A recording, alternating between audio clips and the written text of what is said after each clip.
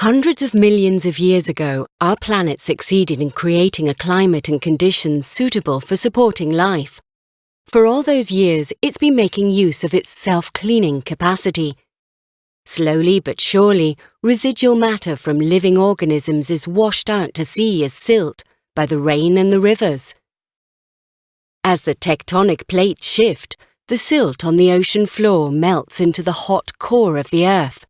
At these high temperatures, the residual matter breaks down into the basic elements of which it is composed. The Earth returns these elements in three forms: metals in the forms of ores and alloys, minerals in the forms of rock and obsidian, and gases that are released into the atmosphere when a volcano erupts. The gases are then cleaned from the atmosphere by the weather system.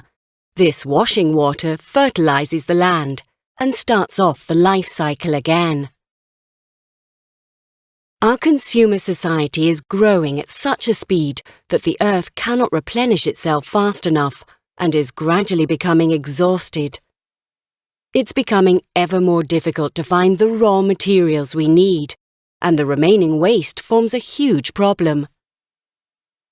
With the advent of microelectronics, we are able to make ever smaller, compacter, and more complex products. These products often contain many different and sometimes rare raw materials, which are difficult to remove and reuse. Many of our electronic devices end up on the rubbish dump or in the incinerator. We call this e-waste. At the same time, there is a shortage of the raw materials needed for electronic devices, particularly the so-called rare materials such as neodymium, europium and dysprosium. As these metals mainly come from China, the West is at a risk of ending up in a dependent position.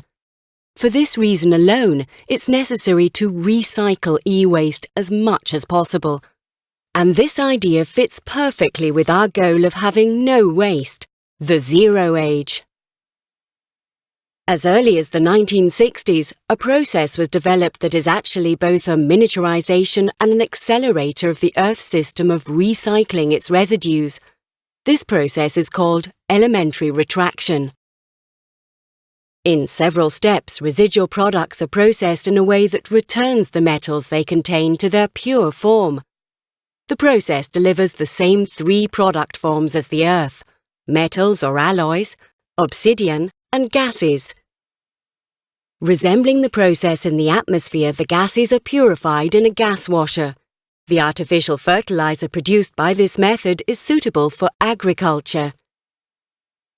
In order to optimize the elementary retraction process, the right raw materials must be combined in the right proportions at the right time in an installation called an elementary retraction plant.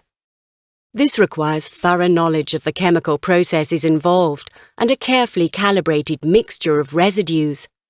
Only if these conditions are met will the process run successfully and completely transform the waste into the products mentioned. An elementary retraction plant is relatively restricted in size, but the small scale of the setup is sufficient to process the waste from 1 million affluent citizens. The setup is kept to a small scale to limit the transport of waste. The idea is that it is better to have one facility in each province than a few enormous installations that need long logistics lines for production purposes. The small scale also puts limits on emissions, industrial noise, supply and drainage, and light, and therefore restricts nuisance to the surroundings. The elementary retraction process uses raw materials that are worthless or even dangerous to society. By recycling these materials into usable and sometimes even precious raw materials, the process delivers positive results on all fronts.